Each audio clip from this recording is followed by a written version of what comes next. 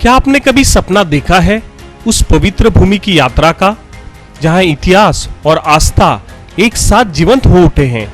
आइए हमारे साथ चले इजराइल की पवित्र यात्रा पर, होली लैंड टूर, जहां हर कदम पर आपको मिलेगी शांति और प्रेरणा। गलील सागर के किनारे खड़े होकर महसूस करें उस पल को जहां यीशु ने अपने चमत्कार दिखाए। कफरनहूम में, जिसे यीशु को अपना शहर कहा जाता है, उनकी शिक्षाओं को जीवंत अनुभव करें। बेथलेहेम में, चर्च ऑफ नेटिविटी में उस पवित्र स्थान को देखें जहां यीशु का जन्म हुआ। शेफर्ड्स फील्ड में उन चरवाहों की कहानी को महसूस करें जिन्हें स्वर्गदूतों ने यीशु के जन्म की खबर दी। यरूशलेम के पवित्र गलियों में वाया दोलोरोसा पर चले जहां यीशु ने क्रूस का बोझ उठाया। गार्डन टोम में शांति और चिंतन के क्षणों का अनुभव करें। माउंट ऑफ ऑलिव्स से यरूशलेम के स्वर्णीय दृश्यों को देखें जहां यीशु स्वर्ग गए। इजराइल सिर्फ आध्यात्मिक नहीं बल्कि जीवंत संस्कृति का गढ़ है। स्थानीय व्यंजनों का स्वाद ले और मृत सागर में तैरने का अनोखा अनुभव करें। हमारे विशेष होली लैंड टूर पैकेज में शामिल है लग्जरी होटल, स्वादिष्ट भोजन और अनुभवी हिंदी भाषी गाइड हर कदम पर आपके साथ है, ताकि आपकी यात्रा आरामदायक और यादगार हो।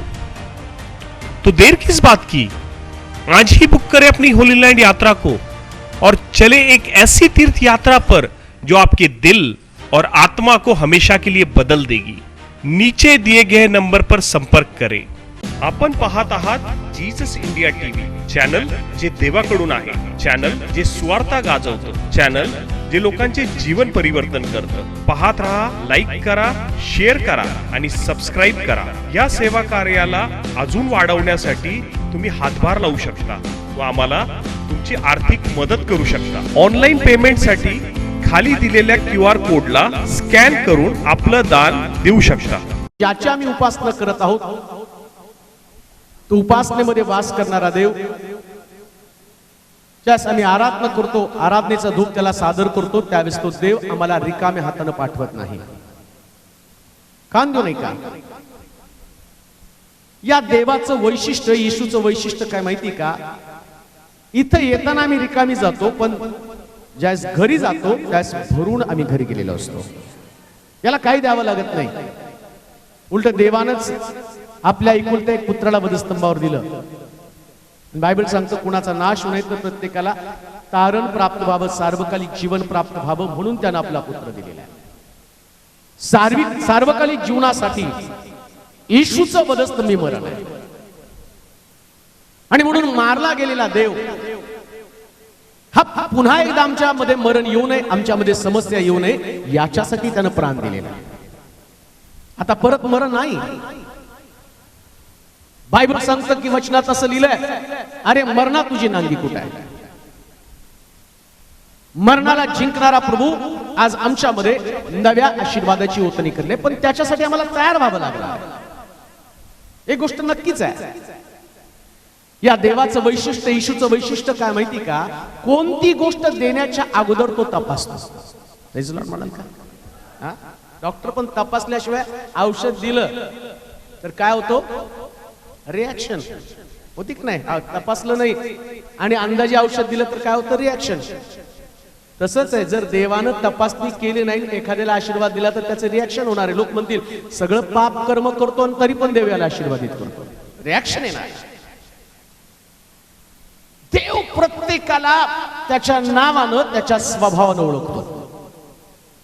प्रत्येकाचं नाव त्याला ठाऊक आहे आणि त्याचा स्वभाव त्याला ठाऊक आहे। आणि देवाची इच्छा आहे की त्याच्या लोकांनी आशीर्वादित व्हावं। आमीन म्हणाल का? आशीर्वाद म्हणजे काय माहिती का? जी गोष्ट तुमच्याकडे नाही ती मिळणं म्हणजे आशीर्वाद। जी गोष्ट तुमच्याकडे नाही, मग काही लोक देवाकडे येतात, लेकराचा आशीर्वाद द्या, काय म्हणतात नोकरीचा आशीर्वाद द्या, काय म्हणतात बिझनेसचा आशीर्वाद द्या, काय म्हणतात लग्न जुळण्याचा आशीर्वाद द्या, काही सैतानाची बंधनातून तुटण्याचा आशीर्वाद मागण्यासाठी देवाकडे येतात। आणि बायबल सांगतं की आमचा देव आम्हाला आशीर्वाद देणारा देव, तो आशीर्वाद देतोच। आज जर तुम्ही परमेश्वराच्या घरामध्ये आहात, तुमच्याकडे जर आशीर्वाद नाही तर तुम्ही तुमची तपासणी करा। देव तपासणी करतो पण त्याच्या अगोदर तुम्हाला पण तुमची तपासणी केली पाहिजे. तपासण्या दोन प्रकारच्या आहेत. काही लोक डॉक्टर कडनं जाता घरच्या घरी औषध घेतात, स्वतःच तपासणी करतात. डोकं दुखलं की चला ॲनासिन घ्या. पण ते बीपीचं डोकं आहे का शुगरचं डोकं आहे, कसलं डोकं आहे? तपासणी केल्याशिवाय तर औषध घेतलं तर प्रॉब्लेम येणार आहे. तसं काही लोक जीवनामध्ये स्वतःची तपासणी करताना स्वतःला धार्मिक ठरवतात आणि त्या पद्धतीने औषध घेण्याचा प्रयत्न करतात. मला नाही वाटत जगामध्ये बसलेला कोण व्यक्ती नेहमी पाप काही घडलं ना, तो एवढा पापी असताना त्याला एवढे आशीर्वाद आहेत, मी त्याच्यापेक्षा चांगला आहे. तुम्ही त्याच्यापेक्षा चांगले, तुमची तपासणी त्याच्याबरोबर करू नका, तुमची तपासणी येशू बरोबर करा. आज जे देवाच्या वचनातनं आम्ही ऐकणार आहोत आणि ती गोष्ट प्रत्येकाला स्वाद आहे. स्वाद, टेस्ट, फ्लेवर, चव किंवा वास, प्रत्येकाला एक विशिष्ट प्रकारचा फ्लेवर आहे. आता मी इथं आराधना करताना कोणतरी एक वेगळ्याच प्रकारचा सेंट मारून आला, तर माझं सारं लक्ष तिकडे जात होतं. कोण मारून आला, कुठल्या कंपनीचा तो सेंट आहे, कारण तो अट्रॅक्टिव्ह आहे. गीत गाता गाता थोडंसं विचलित होतो, कोणता सेंट आहे एवढा सुंदर जो माझ्याकडे नाही पण त्याच्याकडे आहे, लक्ष वेधून गेला. तसं बायबलमध्ये आज ज्या गोष्टी आम्ही पाहणार आहोत, तुमचा फ्लेवर किंवा दुसऱ्या भाषेमध्ये त्याला असं म्हटलेलं आहे की तुमचा जो फ्लेवर आहे, तुमचा स्वाद, तुमची चव जी आहे, आणि ती विशिष्ट प्रकारची तुमची चव आहे, खास प्रकारची चव. आणि देव तुमच्या सेंट प्रमाणे तुम्हाला आशीर्वाद देतो. आमेन म्हणाल का? जसा सेंट तसा आशीर्वाद. हालेलुया. हा, बिचारे ते योगी मुख्यमंत्री झाले आणि त्यांना भेटायला येणाऱ्या लोकांना त्यांनी सांगितलं की मला भेटायला यायचं, तर त्या सगळ्या आदिवासी लोकांना त्यांनी शॅम्पू साबण दिला, आंघोळ करून मला भेटायला. हा, पेपरला बातमी आहे. कारण ते म्हटलं की तुम्ही आंघोळ न करता माझ्याकडे येता, मला तुमच्याशी बोलूशी वाटत नाही. स्वाद असेल, वास असेल, तर बोलणाऱ्या व्यक्तीला असं वाटतं याला सोडूच नाही, नाही का? एक चांगला सुगंध जर व्यक्तीच्या शरीरामधून आला, त्या व्यक्तीशी तासनतास बोलत बसायची वाटतं. त्या व्यक्तीचं अस्तित्व एक उत्तेजना निर्माण करणारं अस्तित्व असतं. सेंट जो प्रकार आहे, तो सेंट किंवा जो आणि वास जो गंध आहे, तो गंध मनुष्याला एकतर तिथं थांबवतो, नाही तर त्या ठिकाणात त्याला दुसरीकडे तर घेऊन जातो. एखादं कुत्र मरून पडलं तर पटकन जातात लोक रे, नाकाला पदर लावून 1 मिनिट काय 1 सेकंद पण तिथं थांबत नाही, कारण तो गंधच तसा. आज त्याच गंधाविषयी मी तुम्हाला देवाच्या वचनात सांगणार. गंध, आणि प्रत्येकाला एक गंध आहे पण त्याला माहित नाहीये. हालेलुया. गंध आहे, सुगंध आहे, बरोबर ओळखतं. तो व्यक्ती आल्यावर ओळखतं की हा आमका व्यक्ती आहे. प्रत्येकाला स्वतःचा एक गंध, एक सुवास आहे, आणि त्या सुवासावर तुमचे आशीर्वाद अवलंबून आहेत. एक तर आशीर्वाद आहे, नाही तर शाप आहे. वाचूया, जास्त वेळ आपल्याकडे नाही, पटकन जाऊया. उत्पत्तीचं पुस्तक 27वा अध्याय आणि त्याची 26 पासून 29 पर्यंतची वचनं. उत्पत्तीचं पुस्तक 27वा. मग त्याचा बाप इसाक त्यास म्हणाला, इसाक त्यास म्हटला, माझ्या मुला जरा जवळ येऊन माझे चुंबन घे. माझे चुंबन घे. त्याने जवळ जाऊन त्याचे चुंबन घेतलं. तेव्हा त्याने त्याच्या वस्त्राचा वास घेऊन आशीर्वाद दिला. तो असा पहा परमेश्वराने आशीर्वाद दिलेल्या शेताप्रमाणे माझ्या मुलाचा सुगंध येत आहे. देव तुला आकाशाचे दहीवर पृथ्वीवरील सुपीक जमीन आणि विपुल धान्य व द्राक्षरस देव. देव वचन आम्हाला शिकवतं. त्या ठिकाणामध्ये इसाकानं आपल्या मुलाचा वास घेतला, आणि तो वास घेत असताना वास्तविक पाहता ज्याला आशीर्वाद द्यायचा त्याला आशीर्वाद न देता त्याच्यासारखा वास असणाऱ्या दुसऱ्या व्यक्तीला, याकोबाला त्याने आशीर्वाद दिला. का? कारण याकोबानं एसावाचा वास स्वतःमध्ये निर्माण केला. नाही का? इसाक म्हातारा झाला, दृष्टी आधू झालेली आहे, आणि इसाकाची 2 मुलं आहेत. एकाचं नाव याकोब आणि दुसऱ्याचं नाव एसाव. आता एसाव हा इसाकाचा लाडका मुलगा आणि याकोब त्याच्या आईचा लाडका मुलगा. आता दोन्ही पण एकाच उदरातनं आलेले आहेत. नीट ऐका, दोघं पण एकाच उदरातनं एकाच आईच्या पोटातनं आले. कधी कधी विचार करताना म्हणतो ते याकोबा एवढा काम करणारा एसाव, आईच्या मनात एसाविषयी प्रेम नाही, याकोबाविषयी प्रेम आहे, असं का? कधी कधी मंडळीत पण तसं असतं, कोणी याकोब असतं कोणी एसाव असतं. एसाव म्हणून आपला सुगंध तुम्ही निर्माण केलेला आहे. नीट ऐका, मी तुम्हाला काय सांगते, सुगंध म्हणजे तुमचं एक विशेषण आहे, खास प्रकारची गोष्ट आहे. आणि जो सुगंध तुमच्यामध्ये आहे ना, याच सुगंधानं बायबल सांगतं इसाक आपल्या मुलाला ज्याच्याकडं एसावाचा सुगंध आहे, जो सुगंध त्याला अट्रॅक्ट करतो, जो सुगंध त्याला आकर्षित करतो, त्या सुगंधामुळे देव इसाक त्याला आशीर्वाद देणार होता. आणि तो सुगंध नेमका कोणी धारण केला माहिती का? याकोबानं एसावाचा सुगंध धारण केला. आणि बायबल सांगतं काय आशीर्वाद माहिती का? काय आधी आशीर्वाद पहा, म्हणजे मग आपण पुढे जाणार आहोत. काय आशीर्वाद दिला?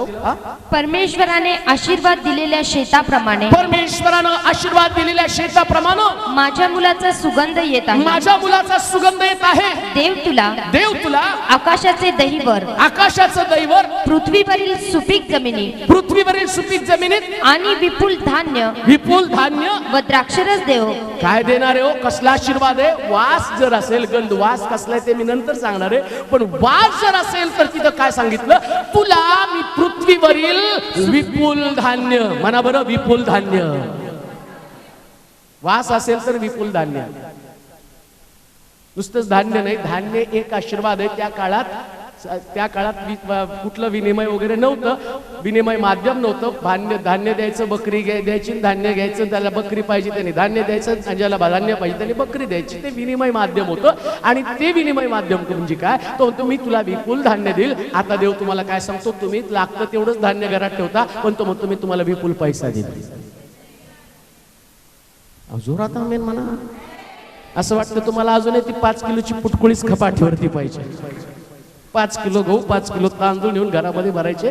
बायबल सांगतं, देव म्हणतो सुगंधामुळं मी तुमच्या घरात विपुलता आणेल. सगळं विपुल.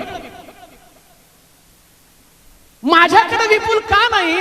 कारण माझ्याकडे सुगंध नाहीये. आज लोक रडत आहेत, कमतरता आहे. त्यांच्याकडे आरोग्य कमी, त्यांच्याकडे पैसा कमी, त्यांच्याकडे सुटका कमी, शांती कमी, आनंद कमी, सगळ्या गोष्टीची कमतरता आहे. आणि कमतरता असल्या कारणानं बायबल सांगतं ती कमतरता आमच्यात निघून जाणं गरजेचं आहे. ती कमतरता घालवण्यासाठी आशीर्वादाची गरज आहे. आज सगळेजण इथं बसलेत, काही मध्ये बसलेत, इथं बसलेत, तिथं बसले, काही थांबून तिकडे ऐकत होते, आराधना करत होते. कशाला? सगळं घरात भरपूर असतं तर मस्त टीव्ही लावून बसले असते. काहीतरी कमतरता आहे म्हणून ते आले. आणि कमतरता काढण्यासाठी देव काय म्हणतो माहिती का? नुसतंच येऊ नको, विशेष फ्लेवर घेऊन तुला परमेश्वराच्या घरात यावं लागणार आहे, खास सुगंध. आणि काही लोकांकडे तो खास सुगंध आहे, काही लोकांकडे आहे तो सुगंध. आणि देव जरी त्या सुगंधाचे मालक, त्या सुगंधाचा मालक एसाव होता. परत ऐका, तो सुगंध एसावाचा, याकोबाचा नाही, पण याकोबानं तो सुगंध आपल्यामध्ये आणला. तो स्वभाव, तो गुणधर्म, ते वैशिष्ट्य, ती खास प्रकारची गोष्ट त्यानं स्वतःमध्ये आणली. परत मी म्हणेल, तो एसावाचा सुगंध नव्हता, तो सुगंध याकोबाचा नव्हता, तो एसावाचाच होता. म्हणून तो काय म्हणतो? माझा मुलगा एसाव याचा सुगंध येत आहे. आणि देवाचा खरा मुलगा जो आशीर्वादाला पात्र आहे तो एसाव, प्रभू येशू ख्रिस्त, तोच आशीर्वाद आहे. पण येशूचा सुगंध जर आमच्यामध्ये आला ना, वास्तविक पाहता आशीर्वादाला मी पात्र नाही, पण येशूचा सुगंध आम्ही धारण केलेला आहे, येशूचा स्वभाव. परंतु काही लोकांच्या जीवनामध्ये जी असणारी कमतरता, याला फार सुंदर शब्द हिब्री भाषेमध्ये वापरला गेलेला आहे. आणि त्याला म्हटलेल्या या हिब्री भाषेमध्ये त्याला म्हटलं रे आक. फार सुंदर शब्द आहे, रे आक. आणि रे आक या शब्दाचं भाषांतर केलं गेलं. त्या भाषांतराचं त्याला असं म्हटलं सेवॉर किंवा फ्लेवर, गंध. आणखी एक शब्द वापरला गेला ॲडॉर म्हणजे गंध, सेवॉर म्हणजे फ्लेवर, फ्लेवर म्हणजे चव. प्रत्येक सुगंधाला चव आहे.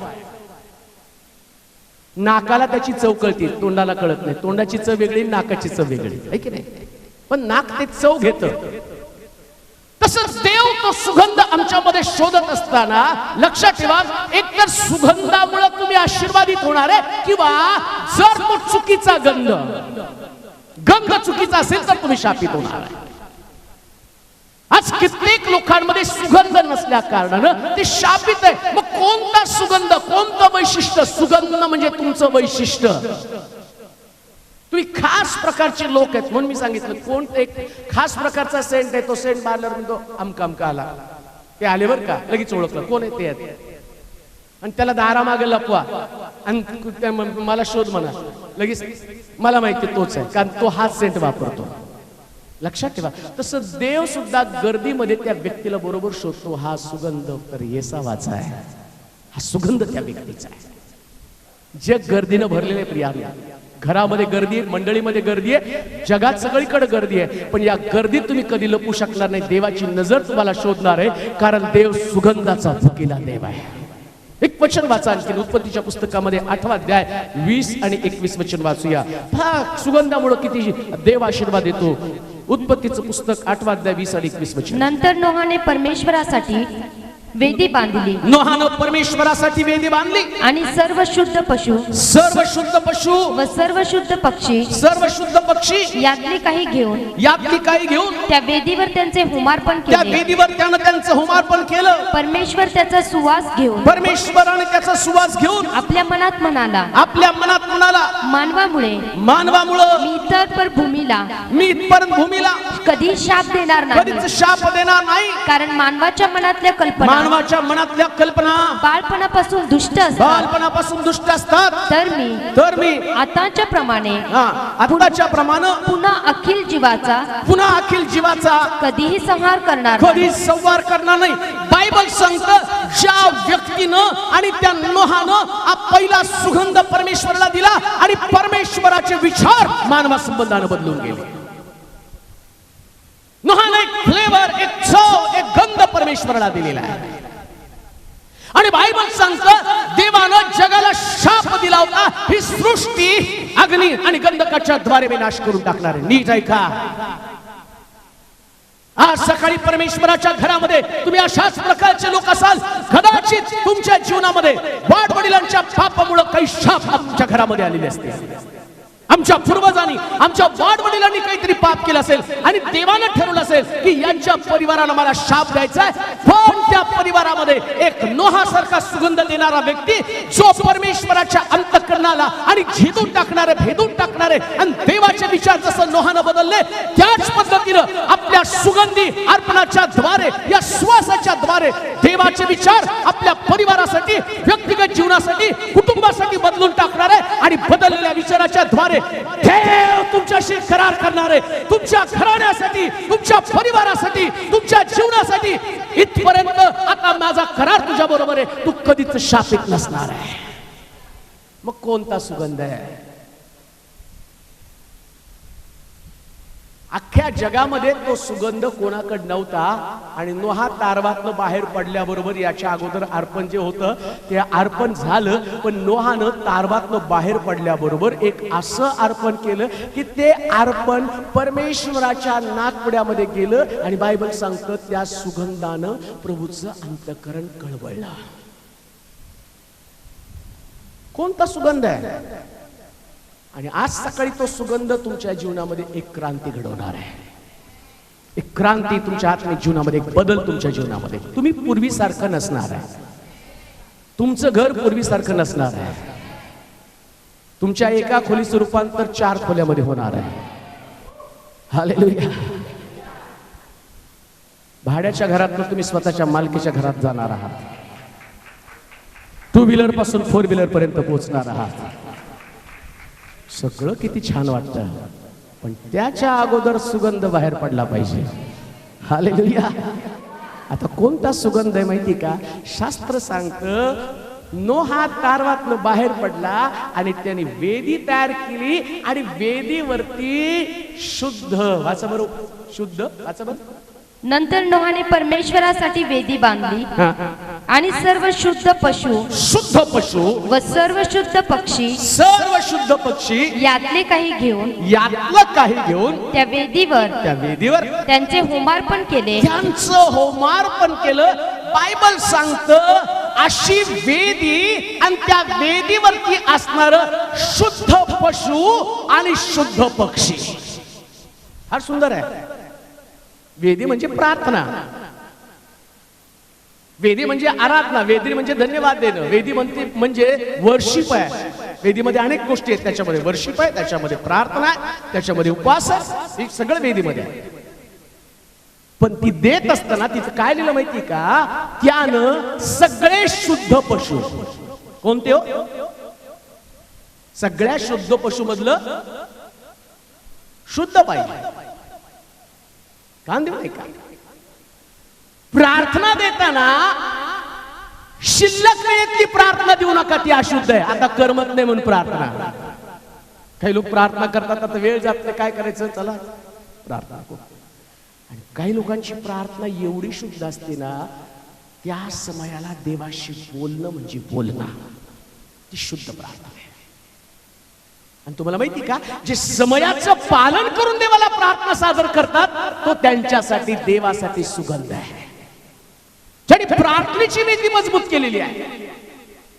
जगाची उलथापालथ झाली, परिवारामध्ये वाद झाले, कामावरून तुम्हाला कमी केलं, आर्थिक संकटामध्ये तुम्ही सापडलेला आहे, कधी तुम्ही हॉस्पिटलमध्ये पोहोचलेला असाल, काही वेळेस तुमची मानसिक स्थिती खालवलेली असेल, चारी बाजूने तुम्ही संकटामध्ये सापडले, धिक्कारलेले तुम्ही लोक आहात, परंतु तरी सुद्धा तुम्ही तुमच्यातलं शुद्ध, जे ताकदवान आहे, शुद्ध आणि पशु म्हणजे जी तुमची ताकद आहे, जे तुमच्यामधलं विशेष प्रकारे देवाने दिलेलं सामर्थ्य, आणि ते सामर्थ्य तुम्ही देवासाठी शुद्ध भावनेनं तुम्ही तुमच्यासाठी न वापरता परमेश्वरासाठी वापरता.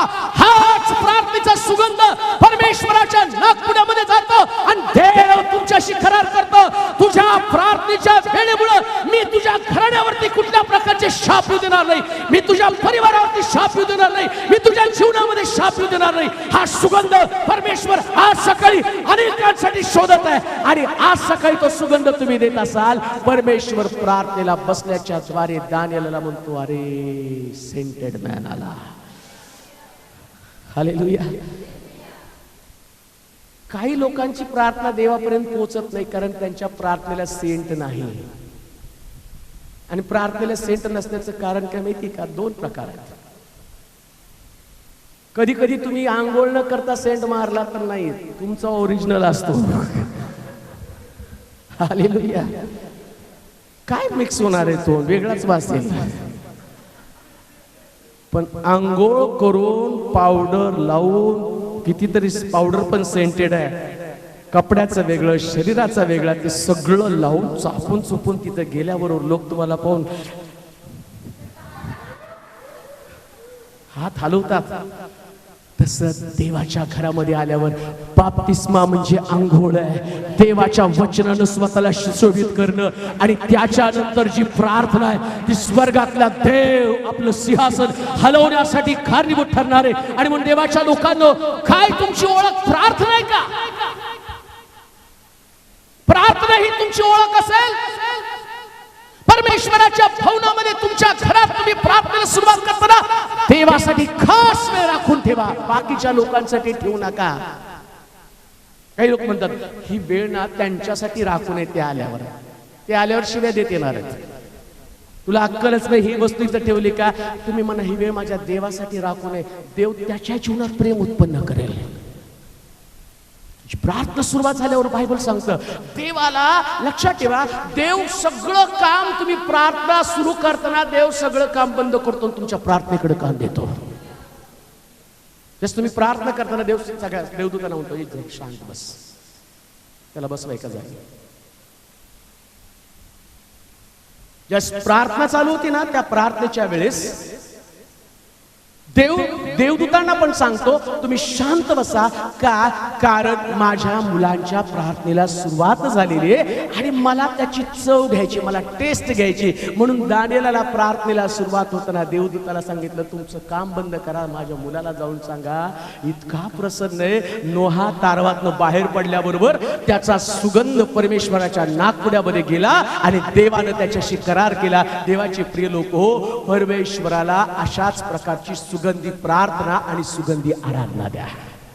आमेन म्हणाल का जोरात? सुगंधी प्रार्थना, सुगंधी आराधना. आणि ती आराधना 9:30 पासून सुरू होती. केव्हापासून? शुद्ध आराधना. कधी शुद्ध आराधना?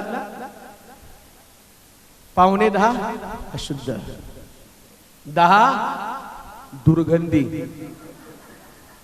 10:30 बिना आंघोळीची. हालेलुया. आणि मग काही लोक म्हणतात दर रविवारी जातोस पण आंघोळ न करता जातोस, 10:30 येतोस. आणि तुम्हाला माहिती का, तुम्ही तिथं आराधना करता पण परमेश्वराच्या वचनामध्ये सांगितलं त्यानं शुद्ध पशु आणि शुद्ध पक्षी, शुद्ध पशु आणि शुद्ध पक्षी. पशु म्हणजे ताकद आहे, तुमची ताकद, तुमचं सामर्थ्य, तुमचं बल आहे, जे तुमच्यामध्ये खास प्रकारची गोष्ट आहे, जे तुमचं बलस्थान आहे.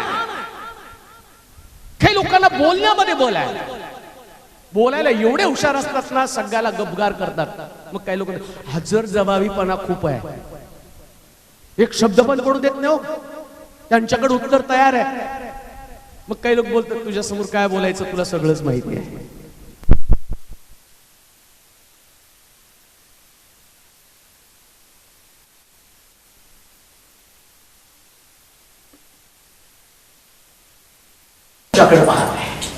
देव शोधत आहे अशी कोण चांगले बोलणारे लोक आहेत, अशी कोण चांगले देवाच्या वचनाविषयी बोध करणारे लोक आहेत, आणि हे शब्द लोकांच्या जीवनामध्ये क्रांती निर्माण करतील, बदल करतील.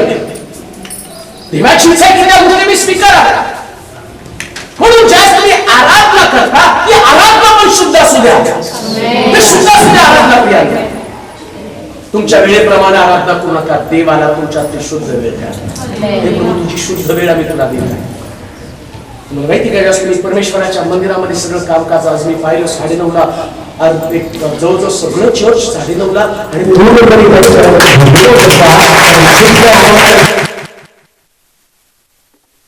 आराधना तुम्ही घेऊन आलेला आहात.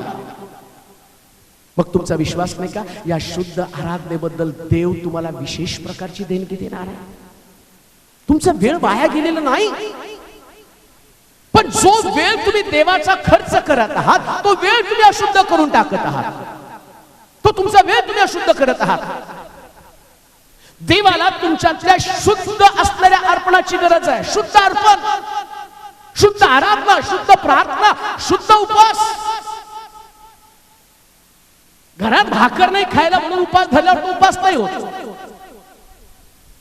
किंवा आज माझं पोट खराब आहे आणि मग मला उपवास पाहिजे आणि म्हणून मी उपवास आणि प्रार्थना केल्यावर तो उपवास होणार नाही. जास्त तुमचं शरीर दुर्बल बनतं, पण तुम्ही पवित्र आत्म्याच्या अधीन होऊन उपवास आणि प्रार्थना, ती शुद्धता आहे.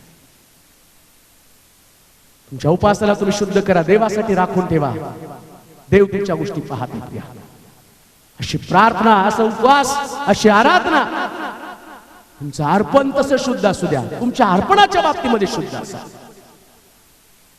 तुमच्या पगाराला तुम्ही शुद्ध करा, देवाला देताना तो सुगंध ठरणार.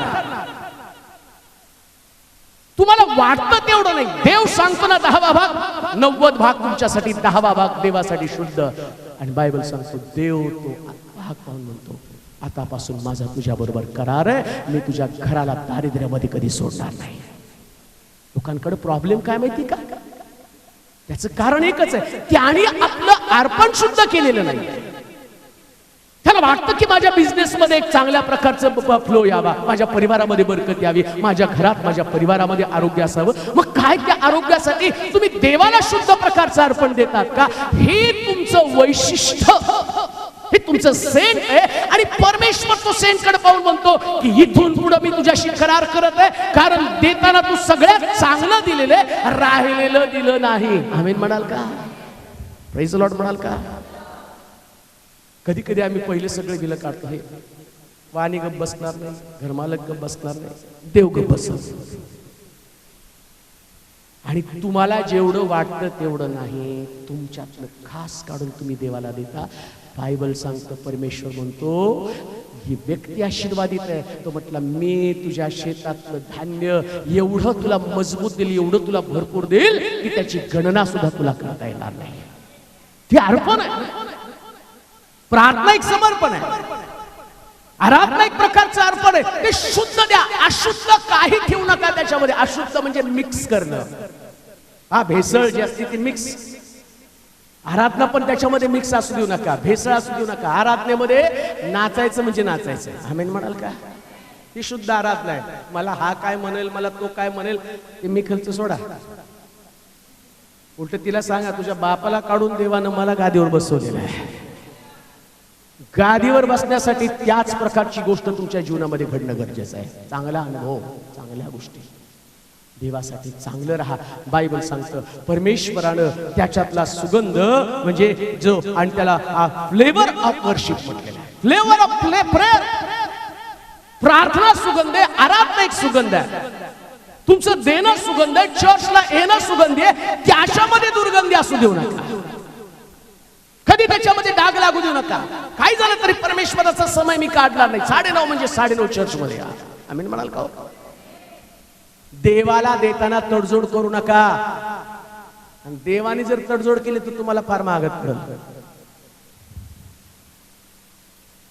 5 मिनिटं देवाने लेट केले ना, लगेच पॅकअप आहे. हॉस्पिटलमध्ये गेला आणि डॉक्टर म्हटले ना, सांगतात ते 48 तासाचा पेशंट आहे. 48 तास डॉक्टर नेहमी सांगतात, 24 तास, 48 तास, 72 तास ऑब्झर्वेशन. का ते 24 तास 48 तास? कदाचित देव तेवढे संडे वाट बघत असेल. 3 संडे 24 तास, 1 संडे नाही आला. 48 तास 2 संडे नाही आला. 72 तास 3 संडे नाही आला. देवानं जर लेट केलं, तो 3 संडे नाही, मी पण 3 दिवस आणखी लेट करतो, मी येत नाही. पॅकअप करून जावं लागेल. काही झालं तरी परमेश्वराच्या घरामध्ये मी शुद्ध भावाने येणार आहे. कोणताच दिवस चोरू नका देवाचा, आमेन म्हणाल का? तू म्हणाल नाही हो, तिथं ते बॉस ऐकत नाही. दानिएल त्या राजाला म्हणतो, तू सांगतो त्या मूर्तीला मी दंडवत घालणार नाही, कारण ज्यानं मला घडवलं आणि तो देव मला सगळ्यातलं सोडवण्यासाठी समर्थ आहे. हे तुमच्या देवाविषयीचा तुमचा पक्का विश्वास असो. अगदीच नाईलाज आहे, त्यास देव तुम्हाला समजून घेतो. पण ज्यावेळेस तुम्हाला वेळ असते पण सबबी सांगता, ते तुमचं अशुद्धार्पण आहे. आता माझ्याकडे वेळ आहे, आता या रविवारी चर्चला जातो. नाही हो, रविवारी माझा वेळ मी मग देवासाठीच काढून ठेवला. देवाच्या मंदिरात, परमेश्वराच्या घरामध्ये मी राहावं, ही देवाची इच्छा आहे. आणि म्हणून तो वेळ शुद्ध असू द्या, अशुद्ध त्याच्यामध्ये, अशुद्धपणा त्याच्यामध्ये असू देऊ नका. त्यानंतर आणखीन एक सुगंध, ज्या सुगंधाच्या द्वारे देवानं आशीर्वाद दिला, आणखीन एक सुगंध वाचूया. मत्तयाचं शुभवर्तमान, त्याचा 26वा अध्याय 20 पासून 25 पर्यंतची वचनं. मत्तयाचं शुभवर्तमान 26वा अध्याय 20 पासून 25 पर्यंतची वचनं. जे फिरणारे त्यांना शांत बसवा, नाही तर त्यांना बाहेर जाऊ द्या, कुणाला मध्ये फिरू नका. मत्तयाचं शुभवर्तमान 26वा अध्याय 20 ते 25 वचन. संध्याकाळ झाल्यावर तो 12 शिष्यांसह भोजनास बसला. 12 शिष्यांसह भोजनास बसला. आणि ते भोजन करीत असताना त्याने म्हटलं, मी तुम्हास खचित सांगतो, तुमच्यातला एक जण मला धरून देईल. एकाचा सुगंध 12 मध्ये येशूच्या नाकामध्ये गेला. हालेलुया. 12 जण बसलेत, पण येशू सारखं एक नाक त्याला सांगायला लागले, ह्याच्यात एक दुर्गंधी असणारा माणूस आहे. पवित्र शास्त्र सांगतं, त्यानं ओळखलं, तुमच्यातला एक जण मला धरून देणार आहे. कान देऊ नाही का? तुमची क्वालिटी, तुमचा विश्वास, तुमच्यामध्ये देवाला विकण्याची प्रवृत्ती, देवाच्या बाबतीमध्ये तडजोड करणं हा तुमचा स्वभाव आहे. बायबल सांगतं, जसं यहुदानं तडजोड केली आणि त्यानं 20 रुपयाच्या 30 रुपयाच्या किमतीसाठी येशूला विकलं, 30 रुपयाला विकलं. कधी कधी आम्ही देवाला आणि येशूला विकणं ही गोष्ट आमच्यासाठी फार वाईट गोष्ट आहे. काय त्याची किंमत तुम्ही कमी केली का? लक्षात ठेवा, बायबल सांगतं येशूला त्यानं 30 रुपयाला विकलं. किती रुपयाला? येशूची किंमत 30 आहे का? पण तुम्ही येशूची किंमत कधी कधी 30 करता. 30 रुपये म्हणजे गुलाम, येशूला गुलाम बनवलं. कधी कधी येशूला आम्ही गुलाम बनवण्याचं काम करत आहे. येशूनं माझ्या घरातले प्रश्न सोडवावेत. बरेच लोक म्हणतात नाही का, जर येशूनं प्रश्न सोडवला तर मी चर्चला येईल. काय गुलाम आहे का तुमचा? येशूनं आरोग्य दिलं ना, मग मी चर्चला येईल. काय गुलाम आहे का तो तुमचा? येशूनं परिवर्तन केलं माझ्या घरातल्या लोकांचं, मग मी चर्चला येईल. त्याच्यासाठी येशू नाही, येशू स्वर्गाचं द्वार आहे. तुला स्वर्गात पोहोचायचं आहे. प्रश्न तर तुझ्याकडे आज असणार आहेत. किती पण कुणासाठी काय केलं ना तरी प्रश्न काही कमी होणार नाही, वाढणार आहेत. कोणत्या गोष्टीची किंमत तुम्ही येशूची करत आहात, कोणत्या गोष्टीची त्याचं आणि जुळवणी करत आहात. बायबल सांगतं की त्यानं 30 रुपयाला विकलं. आज अनेक लोक काहीतरी किमतीला येशूला विकत आहेत. तारण झालं पण तरी दारू पितात, येशूला विकत आहेत. दारूच्या मोबदल्यामध्ये येशू, व्यभिचाराच्या मोबदल्यामध्ये येशू, भांडण्याच्या मोबदल्यामध्ये येशू. येशूला सोडू पण या गोष्टी मी सोडणार नाही. किंमत चुकवलेली आहे. कोणती गोष्ट आहे ज्यास प्रभू तुम्हाला बोलतो हे सोडा, परंतु ते सोडण्यासाठी तुमचं अंतःकरण तयार नाही, तुमचं अंतःकरण ती गोष्ट नाकारत आहे. अशी कोणती गोष्ट आहे प्रियांनो? काय प्रभूला तो सुगंध दुर्गंधीच्या रूपाने जातोय का हे तुमच्या ध्यानात येत नाही का? प्रभू या गोष्टीचा तिरस्कार करतो. प्रभू या गोष्टीविषयी त्याचं अंतःकरण अतिशय नाराज होतं. आणि बायबल सांगतं 12 शिष्यांपैकी एक असणारा शिष्यच आहे तो. कान देऊ नाही का? 500 लोकांमध्ये 12 लोक त्यानं काढले. या 12 लोकांकडे त्यानं फार त्यांच्यावरती मेहनत घेतली, विशेष लक्ष पुरवलं. 12 मध्ये सुद्धा लक्षात ठेवा, सगळ्यांची निवड केली नाही त्यांनी, फक्त 12 सिलेक्टेड लोक निवडले. येशूनं काहीतरी क्वालिटी त्यांच्यामध्ये पाहिल्या ना. या क्वालिटी त्यांच्यामध्ये पाहत असताना मग यहुदा काय तेवढ्या क्वालिटीचा व्यक्ती नव्हता का? तो होता प्रियांनो. सुरुवातीला तुमच्यामध्ये तो सुगंध होता. येशूसाठी त्याग करण्याची वृत्ती तुमच्याकडे होती. कोणतंही पाप आलं तर तुम्ही त्याला नाकारत होता. कधी तुम्हाला राग आला तर त्या रागावरती विजय मिळवत होता. तुम्ही स्वतः अपमानित होत होता, पण येशूला कधी अपमानित होऊ देत नव्हता. कोणी तुमची निंदा केली तर त्याच्याबद्दल तुम्हाला कधी खंत वाटत नव्हतं, तरी तुम्ही विश्वासामध्ये मजबूत राहत होता. कोणी तुमचा अपमान केला तर त्याच्याबद्दल तुम्हाला कधी वाईट वाटत नव्हतं, तुम्ही प्रभूवरती प्रेम करणारे लोक होता. परंतु आत्ताची जर परिस्थिती तुमच्यात पाहिली तर प्रभूविषयी तुमचं पहिलं प्रेम तसं नाही. आता तुम्ही विश्वासामध्ये कमजोर झाला. अशी कोणतरी तडजोड तुम्ही केली ज्याच्याद्वारे तुमचं प्रार्थनेचं जीवन कमी झालेलं आहे. ज्या यहुदाला निवडताना येशूने ती क्वालिटी त्याच्यामध्ये पाहिली होती. आज तुम्हाला सुद्धा देवानं निवडलं, जगापासून वेगळं केलं. आज सकाळी तुम्ही खास प्रकारचे लोक आहात, जगासारखे तुम्ही लोक नाही. जगापासून देवानं तुम्हाला वेगळं केलं. जगाला उद्धार दिला नाही पण तुम्हाला उद्धार दिला.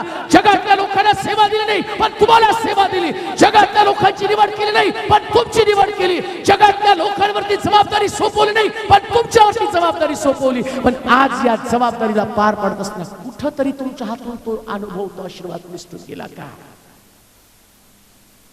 कितीतरी लोक देवाचं काम करण्याचं ठरवतात पण त्यांच्याकडनं काम घडत नाही. मला तुमच्या लोकांचं कौतुक वाटतं. तुम्ही जे काम करताना सोलापूर सारख्या ठिकाणात ते काम घडणं फार कठीण आहे. तुम्ही जाताना लोक तुमच्याकडनं येतात ना, म्हणजे एवढं मोठं काम जगामध्ये, एवढे सोलापूरमध्ये एवढे विद्वान लोक होते. देवाने त्यांच्यावरती तुमच्यावरती जबाबदारी सोपवली. पण ती जबाबदारी पार पाडताना कुठंतरी तुमच्या मनात यहुदासारखे विचार आले का? मी प्रभूवर चाललो पण या 30 रुपयानं माझा फायदा होईल. देवाच्या लोकांनो, यहुदा त्या फायद्यासाठी त्यानं येशूला 30 रुपयांना विकलं. पण नंतर त्याला कळालं, अरे प्रभू गेला, या 30 रुपयाला काय चाटू. परंतु ती वेळ निघून गेली आणि पवित्र शास्त्र सांगतं त्याने 30 रुपये मंदिरात फेकले, फाशी घेतली, मरून गेला. या जगात देवाला प्राप्त करून घेण्यासाठी तुम्हाला किंमत चुकवावी लागलेली. परत एकदा त्या गोष्टीच्या अधीन जाऊ नका. ती दुर्गंधी प्रभूच्या नाकपुड्यामध्ये जाऊ देऊ नका. कोणती दुर्गंधी आहे? परिवर्तनाच्या दिवसामध्ये, ख्रिस्त स्वीकारल्याच्या दिवसामध्ये ज्या प्रकारे तुमचा स्वभाव होता, आज त्याच प्रकारचा तुमचा स्वभाव आहे का त्याच्यामध्ये बदल घडलेला आहे? मला माहिती, ज्या दिवशी बाप्तिस्मा होतो ना त्या दिवसापासून त्या दिवशी मनुष्य फार बदललेला असतो, खूप परिवर्तन झालेलं असतं. ह्या कोणत्या गोष्टीबद्दल काही वाटत नाही, काही सुद्धा वाटत नाही, हसत हसत प्रश्नाला सामोरा जातो. ज्या दिवशी बाप्तिस्म्याची तयारी असते ना त्या दिवशी आम्ही देवासाठी मरायला पण तयार होतो. काही झालं तरी आता जगामध्ये जाणार नाही, जग माझ्यासाठी केर कचरा आहे. कालांतरानं 12 शिष्यांमधला यहूदा, आधी त्याचा निर्णय तोच होता, रात्रंदिवस येशूच्या चरणाजवळ बसून वचन ऐकणारा, आणि प्रभूनं त्याच्यातला तो गुणधर्म पाहिला. अहो त्यांनी 70 मधले सुद्धा बाकीचे 58 लोक हाकलून दिले आणि त्यानं त्या 12 मध्ये सिलेक्ट केलं. म्हणजे या 12 कडे त्यानं किती वार काही न पाहिलं. मग अशी कोणती गोष्ट होती यहुदामध्ये, असा कोणता दुर्गंध आला की प्रभूच्या नाकपुड्यात वास केला. आणि काय म्हटलं येशू त्याच्याविषयी, बाबर वाच पुढे वचनामध्ये काय म्हणतो तो. आणि ते भोजन करीत असताना त्याने म्हटलं, मी तुम्हास खचित सांगतो, मी तुम्हास खचित सांगतो, तुमच्यातला एक जण मला धरून देईल. तेव्हा ते फार खिन्न झाले आणि प्रत्येक जण त्याला विचारू लागला, प्रभूजी मी तर नाही ना. त्याने उत्तर दिले, ज्याने माझ्या बरोबर ताटात हात घातला तोच मला धरून देईल. मनुष्याच्या पुत्राविषयी जसे लिहिले आहे तसा तो जातो खरा, परंतु जो मनुष्याच्या पुत्राला धरून देतो त्या मनुष्याची केवढी दुर्दशा होणार. दुर्गंध मनुष्याची दुर्दशा करून टाकतो. तुमच्या स्वभावामध्ये, तुमच्या चरित्रामध्ये होणारा बदल हा दुर्गंधी आहे. जर तुमच्या विचारांमध्ये बदल घडला, जर तुमच्या स्वभावामध्ये बदल घडला, तर बायबल सांगतं की दुर्गंधी, आणि तीच तुमच्या नाशाला कारणीभूत ठरणार आहे. स्वभाव बदलू देऊ नका. कारणाच्या दिवसाचा स्वभाव ते चांगून पण कधी सोडू नका प्रिया. चांगून पण सोडणाऱ्या गोष्टी तुमच्या जीवनात घडत राहणार. तुम्ही चांगलं बोलू नये, सैतानाची शेवटपर्यंत इच्छा आहे. त्याच परमेश्वर चांगलं म्हणतो ना, तुम्हाला माहिती ना, देव सारखा युवाकडे पाहायचा, माणसं काय चांगला पोरगा आहे, आणि सैतानात दातोट खायचा. गेला देवाने स्वर्गामध्ये पोहोचला. बोला हसत काय तुझं लक्ष माझ्या फ्रंटरकडे गेलं का, माझ्या मित्राकडे लक्ष गेलं का, माझ्या मुलाकडे तुझं लक्ष गेलं का. फुकट भय बाळगतो का, त्याच्या भोवती कुंपण करून ठेवलंय, उगाच चांगलं वागत नाही. चांगले लेकरं दिली, आज्ञाधारक लेकरं दिली, शरीर चांगलं दिलं, संपत्ती त्याची वाढत आहे, उंट घोडे वाढत आहेत, सगळं काही वाढत आहे. फुकट भय बाळगत नाही. जा घेऊन टाक त्याची संपत्ती, घेऊन टाक त्याची लेकरं. योबानं चांगलं वागू नये याच्यासाठी त्याच्यावरती संकट सैतान घेऊन आला. देवाच्या परवानगीने बायबल सांगतं योबानं आपला सुगंध बदलू दिला नाही. हालेलुया. तुम्ही कारण सांगत असाल याच्यामुळं माझा फ्लेवर बदलला. मग आम्ही कधी कधी म्हणतो ना, पूर्वीसारखं तुम्ही वागत नाही. लोकांमुळे बदललो, मी बदलायची इच्छा नव्हती, लोकांमुळे बदलला. हो, लोक तुम्हाला दुर्गंधीयुक्त, ते सैतानाचं काम आहे. तुमच्यातला सुगंध निघून जावा, दुर्गंध पोचावा, आणि योबाच्या मुखातनं एखादा शब्द बाहेर पडेल ज्याच्यानं त्याची कीर्ती स्वर्गापर्यंत पोहोचेल आणि देव त्याला आपल्या अंतःकरणातनं काढून टाकेल असं सैतानाला वाटलं. पण योब सकाळी उठल्यावर म्हटलं, देवानं दिलं, देवानं नेलं, धन्य त्याचं नाव. हा सुगंध सैतान घेऊन गेला स्वर्गात. काय रे, काय म्हटलं योब? त्याच्याकडे उत्तर काय माहिती, हा लेकरं गेली, संपत्ती गेली, विशेष काय नाही. तो म्हटला देवानं दिलं, देवानं नेलं, देव धन्य त्याचं नाव. जरा त्याच्या शरीराला हात लावून बघ बरं, आरोग्य काढून टाक, मग करतो का तुझं गौरव बघून. जा त्याचं शरीर मारायचं नाही, पण मारून टाकायचं, लक्षात ठेव. गेला सगळं चवताळून गेला. सकाळी उठल्याबरोबर सगळे किडे विडे घेऊन आला, त्याच्या अंगावर सोडले. सकाळी उठल्यावर अंगावरती फोड पाहिल्यावर बाईत कुणी डोक्यावर हात मारला. लेकरं गेली, सगळे गेले, सत्व धरून राहिला. देवानं तुम्हाला सोडायला तयार नाही, सत्व सोडा. तो म्हणतो माझा जन्मदिवस शापित आहे, माझा देव शापित नाही. त्याच्यातलं सुगंध बाहेर पडला, त्याचा स्वभाव बदलला नाही.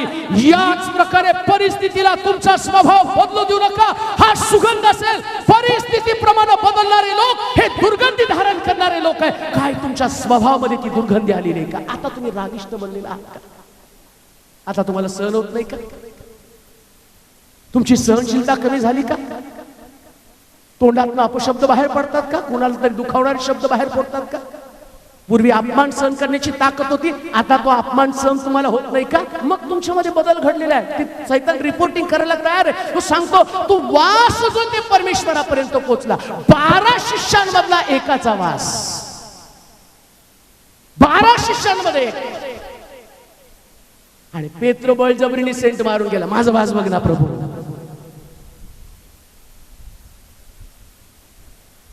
मनुष्याचा पुत्र थोड्या वेळी पापी लोकांच्या हाती धरून दिला जाणार, लगेच सेंट मारून गेला. मी मेंढपास मारील आणि मेंढरांची दाना दानवली, लगेच सेंट मारून गेला. सगळे सोडतील पण मी सोडणार नाही. येशूने तिकडे पाहिलं, सेंट नाही, दुर्गंध आहे. कोंबडा आरवण्यापूर्वी 3दा तुम्हाला नाकारशील. हा नाकार सगळ्यात भयानक गोष्ट आहे. जो व्यक्ती प्रभूला नाकारतो ना, ते दुर्गंध आहे. प्रार्थनेची वेळ नाकारणी हा दुर्गंध आहे. देवाची वेळ नाकारणं हा दुर्गंध आहे. प्रभू जवळ न जाणं हा दुर्गंध आहे. त्या दुर्गंधीला तुमच्यामध्ये येऊ देऊ नका. बायबल सांगतं, या दुर्गंधी संबंधानं म्हटलं की ज्या पद्धतीनं आणि येशू आमच्यातला तो दुर्गंध त्याला लगेच जाणवतो. आमेन म्हणाल का? कांदी नाही का? लगेच कळतं हो आंघोळ केली का नाही. किती पावडर लावा, काय पण करा, सगळं करा, पण आंघोळ केली का नाही? आंघोळ केली नाही ना, खरं सांगा. कसं ओळखतो? तू म्हणतो नाही आज जरा गडबड होती म्हणून झाली नाही, पण मी ओळखलं का नाही? तुम्ही ओळखता. येशू तुमच्यापेक्षा हुशार आहे.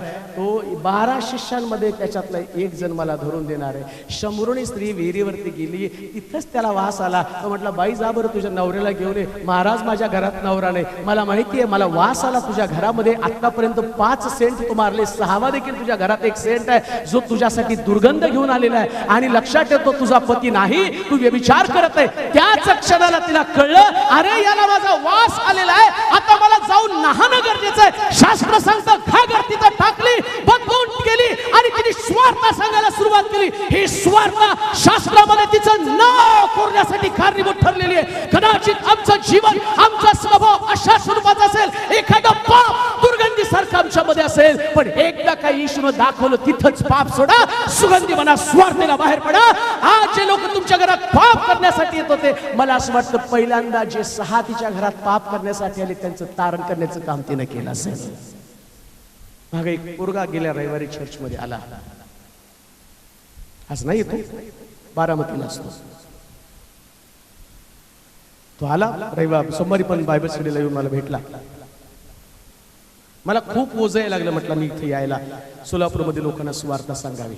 माझी साक्ष थोडक्यात ऐका. म्हटलं सांग तुझी साक्ष.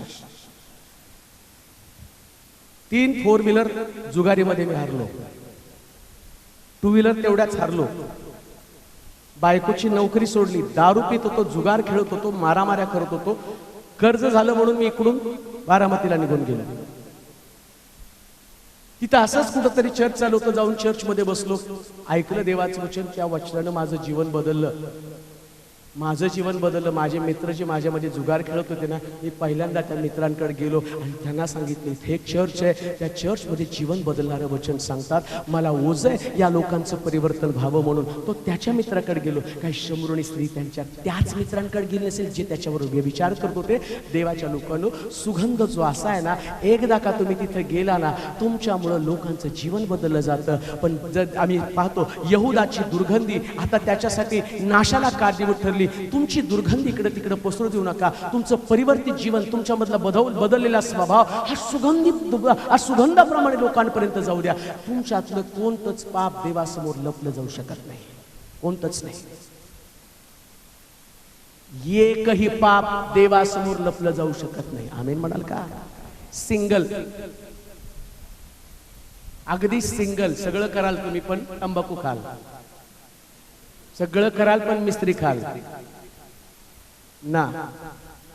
मिस्त्री नाही, तंबाखू नाही, शिवी नाही. आमेन म्हणाल का? काहीच नाही.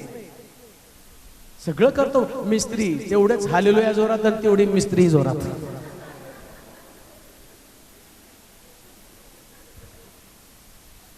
सवय काय करायचं? एक तर चर्चची सवय बंद कर, नाही तर मिस्त्रीची सवय बंद कर. दोन्ही घेऊन येऊ नकोस. ती दुर्गंधी आहे. आणि ती सवय जर कोणी पाहिली ना तर त्यांना वाटतं हे एवढे प्रार्थनेचे करतात, ते घासतात, हे भासतात, आम्ही कच्चीच खातो. त्यांचं फ्राय आहे. मिश्री म्हणजे फ्राय आणि तंबाखू म्हणजे कच्च. कच्च पक्क कसं काय चालतं? कसं जाऊन लोकांना सांगाल तंबाखू खाऊ नका? मिस्त्री सोडा, मिस्त्री ही तंबाखूची सख्खी बहीण आहे. फक्त ही काळी जन्माला आली, ही गोरी जन्माला आली. Hallelujah, hallelujah, hallelujah. चुन्ना तिचा गोरा भाऊ आहे आणि दारू तिची सख्खी आई आहे. हे परिवर्तन तुम्हाला करावंच लागणार आहे. ही दुर्गंधी सोडावीच लागणार आहे. जर या दुर्गंधीला सोडलं नाही, परमेश्वर त्याचा वास, त्याचा दुर्गंध घेऊन म्हणेल या तुझा जन्मदिवसाला शाप असो आणि तू जन्मलेला दिवस शापित असो. सोडून टाका. लपू शकत नाही. तंबाखूची पुडी तुम्ही माझ्यापासून लपवाल, पण देव शोधत आहे. चोर खिशात पण ठेवू नका. सिगरेटचं ते थोटूक हात वर करताना तुमचा हात देव बघत नाही, त्याच्या बोटात असलेली सिगरेट देवाला दिसते. अशुद्ध जीवन, अपवित्र जीवन, अमंगल जीवन. आराधना करताना देव तुमच्या मुखातले शब्द नाही, बाहेर गेलेले अपशब्द पाहतो आणि तो की दुर्गंधी परमेश्वर तुमच्यासाठी काय म्हणलं. यहूदाला काय शाप दिला वाचूया. एकच मुद्दा होईल, वाचूया परत. आणि ते भोजन करीत असताना त्याने म्हटले, मी तुम्हास खचित सांगतो, तुम्हास खचित सांगतो, तुमच्यातला एक जण मला धरून देईल, मला धरून देईल. तेव्हा ते फार खिन्न झाले, फार खिन्न झाले. प्रत्येक जण त्याला विचारू लागला, प्रभूजी, प्रभूजी, मी तर नाही ना, मी तर नाही ना. त्याने उत्तर दिले, कुणालाच गॅरंटी नाही. 12 जण आहेत धरून देणारे. म्हणले आधी सगळे जण येशू येशू, मी जवळचा बर का, येशू माझ्या, मी एकदम जवळ, येशूच्या छातीवर डोकं ठेवून मी झोपतो. आणि येशू म्हटलं की एक जण धरून येते, प्रभू मी तर नाही ना. अरे मरायच्या गप्पा करतो, तुझी तुला गॅरंटी नाही का? म्हणजे सगळेच जण कुठंतरी जाऊन कू कू करून आलेले आहेत. आणि त्यांना असं वाटलं असेल येशूनं मला बघितलं. सगळ्याला वाटत होतं माझं तर नाही, माझं तर नाही, मी तर नाही. आता प्रभू ज्या डायरेक्ट सांगतो त्या अर्थी नक्कीच यानं मला कुठंतरी पाहिलेले आहे. मग प्रभू मी तर नाही ना. हालेलुया. प्रामाणिक तर होता हो पेत्र, तोंड पुसून नाही आला. ह्याच असेल बहुतेक. मला गॅरंटी प्रभू म्हणतो ना धरून देणार आहे. मला तर जरा त्या पेत्रावर डाऊट आहे बरं का. सगळे जण येशू मी तर नाही ना, मी तर नाही ना. प्रभू आत्मचिंतन करा. रोज देवाला विचारा, देवा तो मी तर नाही ना तुला धरून देणार. मी कधी तुला धरून दिलं का? माझ्यातून ते पाप घडलं का? तडजोड केली का जगाबरोबर? हात मिळवणी केली का 30 रुपयासाठी? जी गोष्ट तुला पसंत पडणारी ती गोष्ट करण्याची जी मला पसंत पडणारी एखादी गोष्ट मी केली. जे तुला आवडणारी गोष्ट सोडून माझ्या आवडीच्या गोष्टी माझ्या समोर मांडल्या. देवा तुझ्या समोर मांडल्या. कधीच मी तुझा विचार केला नाही. मला क्षमा कर. काय तो व्यक्ती मी तर नाही ना. आत्मचिंतन करा, परीक्षण करा. प्रभू तो मी तर नाही ना. होय प्रभू तो व्यक्ती मी तर नाही ना. जिथे वचन आज तू माझ्याशी बोलला, कोणतरी व्यक्ती आहे. आज मुखातनं निघणारा प्रत्येक शब्द हा शब्द माझ्या मनचा शब्द नाही. आज कोणामध्ये तरी ती दुर्गंधी प्रभू पाहत असताना प्रभूला म्हणा, प्रभू राग येणारी व्यक्ती तर मी तर नाही ना. असंयमी व्यक्ती मी तर नाही ना. प्रभू चुका करणारी व्यक्ती मी तर नाही ना. प्रभू रागावणारी व्यक्ती मी तर नाही ना. तुला दोष देणारी व्यक्ती मी तर नाही ना. मंदिराकडे न जाणारी व्यक्ती मी तर नाही ना. मी प्रार्थनेचा वेळ चुकवणारी व्यक्ती मी तर नाही ना. या प्रकारे प्रत्येक जण येशूला विचारत होता आणि येशू त्याच्यातला एका व्यक्तीला शोधत होता जो खरोखर त्याला 30 रुपयाला विकणार आहे. खरोखर 30 रुपयाला विकणार आहे. खरी जाल त्या 30 रुपयाचा प्रश्न तुमच्या समोर असणार आहे. खरी जाल त्या पुन्हा तुमच्या कुटुंबासमोर तोच प्रश्न असणार आहे. ज्या पद्धतीने आज तुम्ही देवाच्या घरामध्ये कदाचित त्यातले काही लोक पुढच्या रविवारी नसतील 30 रुपयाला तडजोड करून आले असते. मी तर नाही ना प्रभू. येशू काय म्हटलं पाहिजे येहूदाला? त्याने उत्तर दिले, ज्याने माझ्या बरोबर ताटात हात घातला, माझ्या बरोबर ताटात हात घातला, तोच मला धरून देईल, तोच मला धरून देईल. दुर्गंधीचा शाप किती भयानक आहे. पुढे मनुष्याच्या पुत्राविषयी जसे लिहिले आहे तसा तो जातो खरा, परंतु जो मनुष्याच्या पुत्राला धरून देतो त्या मनुष्याची केवढी दुर्दशा होणार. तो मनुष्य जन्मला नसता तर ते त्याला बरे झाले असते. जन्मला नसता तर बरं झालं असतं. जन्माच्या वेळेस आईने जिलबी वाटली, मुलं जन्माला आले तर पेढे वाटले, पण पाप करणाऱ्या व्यक्ती संबंधानं, धरून देणाऱ्या व्यक्ती संबंधानं तो परत जन्मला नसता तर बरं झालं असतं. तर जोड करणाऱ्या व्यक्ती संबंधानं म्हणतो तू जन्मला नसता तर बरा झाला असता. हात मिळवणी करू नका, कधीच हात मिळवणी करू नका. मग म्हटलं अहो तुम्हाला देवानं तुम्ही चांगले आहात म्हणून निवडलं नाही, देवाचं चांगुलपण आहे म्हणून आम्ही आहोत. यहुदा चांगला नव्हता, देवाचं चांगुलपण होतं म्हणून यहुदा सारख्या व्यक्तीला त्यानं निवडलं. पण देवाचं चांगुलपणाचा गैरफायदा कधी घेऊ नका. देव चांगलाच आहे, तो नाही त्याचा स्वभाव बदलत. पण जेवढा देव चांगला आहे ना, देवाचा तापटपणा ज्या दिवशी तुम्हाला समजेल त्या दिवशी तुम्ही राहणार पण नाही.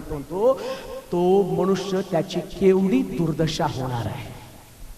दुर्दशा करून घेऊ नका. आपल्या परिवाराची, आपल्या कुटुंबाची दुर्दशा करून घेऊ नका. देवाची प्रिय लोक, आज तुम्ही जी परमेश्वरच्या घरात आली ना, तुम्हाला माझं सांगणं आहे, प्रत्येक शब्दात वार या, तुमच्या घराची दुर्दशा कधीच होणार नाही. कधीच नाही. 100% चॅलेंज देऊन सांगतो मी तुम्हाला. कारण ज्याची मी सेवा करतो ना, तो देव हा एक अद्भुत प्रकारचा देव आहे. अद्भुत देव, महत्त्व करणारा परमेश्वर, चांगुलपणाने भरलेला परमेश्वर. आमची बहीण जर ते उभं राहिलं, सिस्टर उभं राहा. तुम्हीच रेल्वेत कामाला आहेत. हा, विद्या सिस्टर. एक काळ परमेश्वराच्या घरात येण्याच्या अगोदर ज्यास मी त्यांच्या परिवारामध्ये गेलो, त्यास ते खूप रडत होते, प्रश्न होते, समस्या होते त्यांच्याकडे. आणि सेल ग्रुपला जाणाऱ्या लोकांना माहिती आहे. परंतु जसं परमेश्वराच्या घरामध्ये त्यांनी यायला सुरुवात केलं, रेल्वेच्या नियमाप्रमाणे कधीच ज्या मुलीचं लग्न झालं त्याला नोकरी लागत नाही, कधीच लागत नाही. कुठला GR तसा नाहीये, गव्हर्नमेंट त्याच्या विरोधात आहे. पण जे देवाला स्वीकारतात, देव दुर्दशेचं रूपांतर चांगल्या गोष्टीमध्ये करतो. आणि प्रभूनं त्यांना सगळे रिपोर्ट्स बदलून रेल्वेमध्ये नोकरी दिली. का? कारण देवाच्या घरामध्ये येणाऱ्यांची कधीच दुर्दशा होत नाही. कधीच दुर्दशा होत नाही. हे देवाचं चांगुलपण आहे. हे परमेश्वराचं वात्सल्य आहे, परमेश्वराची प्रेम दया, परमेश्वराची करुणा. देवाच्या घरात येण्याचं टाळणारे लोक, त्यांची पण दुर्दशा मी तुम्हाला दाखवेल. पण तो माझा विषय नाही. माझा विषय चांगल्या देवाबद्दल सांगण्याचा आहे. हालेलुया.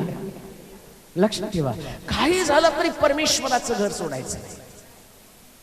तुझ्या घरामध्ये आनंद आहे, तुझ्या घरामध्ये शांती, तुझ्या घरामध्ये सुटका आहे, तुझ्या घरामध्ये जीवन आहे. म्हणून दावीद म्हणतो, उसने कहा मुझे प्रभु के घर चले, मेरा मन आनंदित हुआ.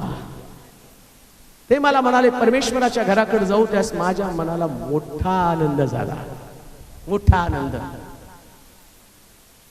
ज्यांना देवाच्या घरामध्ये आनंद नाही त्यांची केवढी दुर्दशा आहे. ज्यांना देवाच्या मंदिरामध्ये आनंद नाही त्यांची केवढी दुर्दशा. आणि दुसरीकडे मी असं म्हणेल, आज जे परमेश्वराच्या घरामध्ये त्यांची केवढी उत्तम दशा. Hallelujah, hallelujah. तुमची दुर्दशा संपण्याला सुरुवात झालेली आहे. पण 9:30 शुद्ध अर्पण कधी हो? कधी? जेवढं लेट कराल दुर्दशा होणार, थोडासा वेळ लागेल. तेवढी हजेरी लिहितो ना. मी परवा त्या ममतामध्ये कपडे घ्यायला गेलो, ते एक मुलगा होता आणि त्यांची पगार होती त्यांची. 11 बजे आया, 11 बजे गया, 2:15 बजे आया. अभी कैसा करने का? 15 मिनट माइनस लिख. फिर 1 बजे गया, 1:15 बजे आया, 15 मिनट प्लस लिख. मला बराच वेळ काय सांगतो, 5 मिनिटं लेट इक्वल होगा, हे होगा. नंतर लक्षात आलं, आता यांची पगार, यांच्या मिनिटाचं पण कॅल्क्युलेशन आहे पगारीमध्ये. देताना कॅल्क्युलेशन आहे, म्हणून म्हटलं देव देताना कॅल्क्युलेशन करून देतो, उगेच देत नाहीये. कॅल्क्युलेटिंग, बरोबर नोंद घेतो. धन्य ते लोक जे नोंदीनं परमेश्वराच्या घरामध्ये हा सुगंध देवाच्या घरापर्यंत पोहोचला जातो. प्रेज लॉर्ड म्हणाल का? इथं पाळत बघणार नाही आणि मी बघून काय करणार आहे, तुम्हाला उपदेशच करणार आहे. पोलीस नडग्या फोडून फोडून चोरला चोरी करू नको म्हणतात, तर तो चोऱ्या करतो, त्याच्याकडनं बदलत नाही. उपदेशानं कोण बदलणार आहे? पण बदलणारा देव स्वर्गामध्ये बसलेला आहे, ज्या तो तुम्हाला बदलायला सुरुवात करेल. तुमचं परिवर्तन कोणी अडवू शकत नाही आहे, परिवर्तन होणार आहे. म्हणून यहुदानं दिला, पण ती दुर्गंधी दिली. दुर्गंधी देऊ नका, सुगंध द्या. आणि एकदा का तुम्हाला सेंटची सवय लागली, ज्याला सेंटची सवय, रात्री विशाल झोपताना पण मारून येतो. मी म्हटलं अरे तू फॉरेनर आहेस का रे, रात्री पण मारून येतो. आमचं तसंच आहे, रात्री झोपताना पण चांगुल पण आमच्याकडं, उठल्यावर चांगुल पण आमच्याकडं, रस्त्यानं जाता येताना चांगुल पण आमच्याकडं. आमचा सुगंध लोकांपर्यंत आणि देवापर्यंत पोहोचणार आहे. म्हणून लक्षात ठेवा, दुर्गंधयुक्त जीवन अतिशय वाईट आहे.